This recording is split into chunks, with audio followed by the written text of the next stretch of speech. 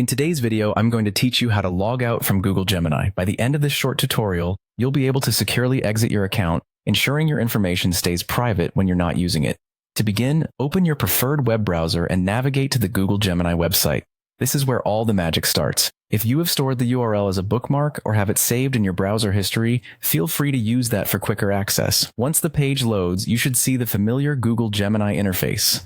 Next, move your attention to the top right corner of the screen where your profile picture is located. This little icon is your gateway to account settings. Click on your profile picture. A drop-down menu will appear. It's here that you manage your account and, most importantly for this video, where you sign out. Look through the options presented in the drop-down. You'll see either a sign out or log out option. Companies often use these terms interchangeably, but they both mean the same thing here. Closing off your current session. Click on this option and you'll start the process of signing out of your Google Gemini account. Once you've clicked sign out or log out, you will automatically be logged out of your account. Don't worry if nothing else seems to happen. This is completely normal and expected.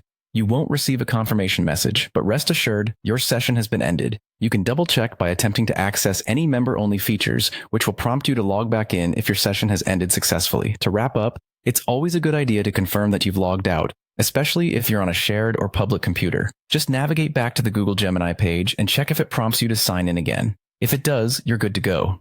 This simple process helps ensure that your private information stays secure and that no unauthorized person can access your account. Always remember, logging out is an essential practice, particularly when using public devices, to protect yourself from potential privacy breaches. That brings us to the end of today's tutorial. I hope you found it helpful and easy to follow. Stay safe online, and until next time, take care.